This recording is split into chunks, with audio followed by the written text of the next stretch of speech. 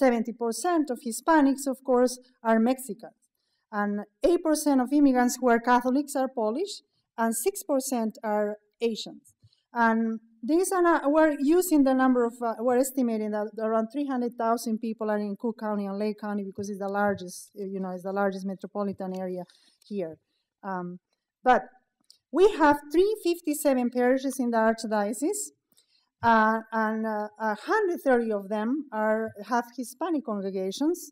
50 of them have Polish congregations, and there's a presence of Filipinos, particularly in 70 parishes. They have a Simbang Gabi, it's a Christmas tradition, and they have these large numbers of Filipinos during Christmas time. And we have those celebrations, 70 parishes. That's how we know the presence of Filipinos.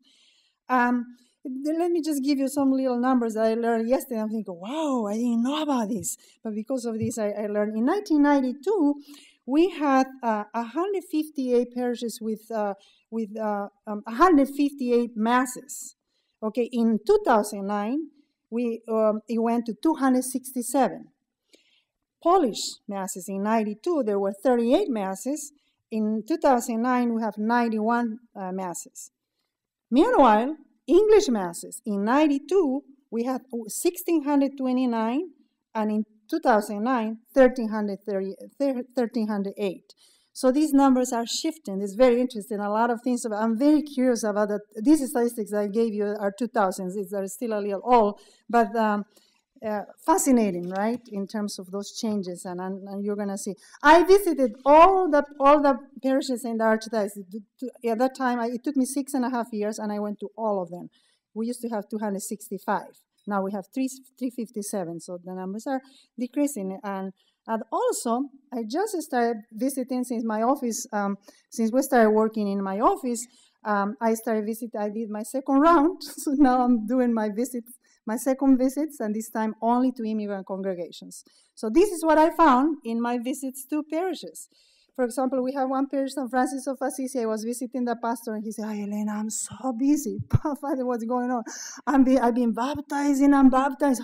How do you know those names? 2,800. I can't believe, Father." I said, "Yes, we've been really baptizing." And I was thinking, did he tell me 1,800 or 2,800? I called the secretary last week and said, "Oh, Elena, we have baptisms 100 per week." And I said, "Okay, so those numbers are correct." But we have a lot of kids. And in Waukegan, when I visit the Waukegan, also 1,200 kids in religious ed. There's a lot of kids there. And St. Agnes in Little Village has 11 masses, so there's a lot of things going on there.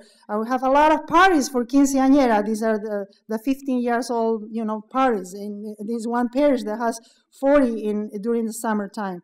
So there are a lot of things.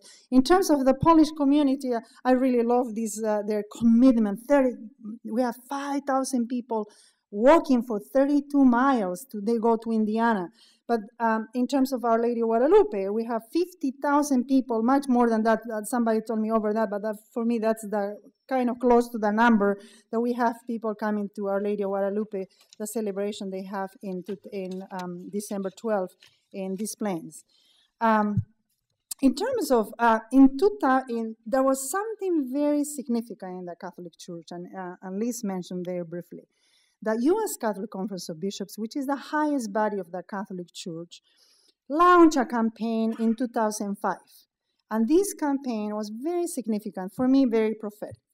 And thank God we have this campaign. And the goals of these campaigns is to educate Catholics on the benefits of immigration and immigrants, and to advocate for immigration reform. The third goal it was conditional. If the law passes, to help them. But, well, fortunately or unfortunately, I am from Peru, and if there is a campaign, you work for the campaign until the goals are achieved. That is how I learned. That's how we do. And in this case, the bishops launched this campaign, and in Chicago, we are very committed, since 2005, committed to work until the immigration law is passed. So we've been working a lot. If I tell you, I don't want to spend time on that, but if you have any questions, just let me know. A lot of things, just from collecting 200,000 postcards during 2005 and 2006, mobilizing over 400 speakers in 185 parishes, and now we have a network that we're going to talk a little bit more later. But what happened in 2007? In 2007, the law did not pass. And to me, this is a perfect season to think and to talk about. To me, the undocumented community is walking the way of the cross. They were exposed to a nation who watched them naked, yes, naked, in 2005 and 2006. They came from underground to show their faces because there was hope. There was hope for change. There was hope for immigration reform. And they came out. And you saw them during the marches. And some of you participated. They were exposed. They were mocked by legislators who initially supported immigration reform, and they retracted for fear of losing votes. And all the promises that we heard in all the administrations from President Bush, President Obama, they were mocked. They were spitted by the verbal abuse and violence rhetoric. They are spitted right now. And they are rejected by law, by towns and municipalities who are increasing anti-immigrant legislations. So we saw in these last several years an increase of enforcement and deportation. In 2000, there were 200,000 deportations in a year. In 2010, it went to 400,000 people who were deported. There is an increase in anti-immigrant legislations. 46 states, they passed 346 anti-immigrant laws. And between 2000 and 2009, 107 cities, towns, municipalities are passing anti-immigration laws. The increase of hate groups, the Southern Poverty Law just released a couple of weeks ago. There is an increase from 250 or something like that 3 years ago now to 1,000 hate groups and a large, significant groups of these anti-immigrants. So immigrants are forced to live in the shadows.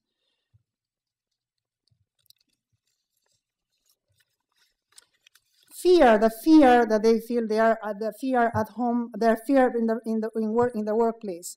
Rates. I know that the rates of the ICE rates decrease, but I call these digital rates. These are the rates of the E-Verify, where they have to show the proper documentation.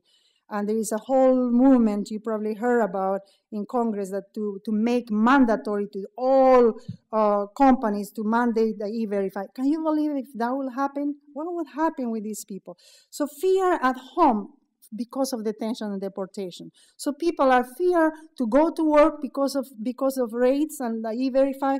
They are fear at home because of deportation. I was in Blue Island a couple of weeks ago, and one lady said, "Why don't we do," talking about our immigrant ministry, and she said, "Why don't we do a workshop here in the morning? I can bring 20 women." And I said, "What's going on here?" I thought she had little kids, and he said, "Well, I learned that mothers are choosing to stay at home in order to lower the risk of deportation." So a husband and wife, they're preferred to go. The husband goes to work, the wife stays at home with the little kids. Or some of them are older kids, but just to keep the family. And they are saying, we're walking to school now. We're working 12 blocks, or they are moving to areas that they can go. They can walk. They are not driving. So there's a lot of things happening in terms of that fear. So people are, as we heard before, financially. Immigrants were beaten at home. That's why they moved here.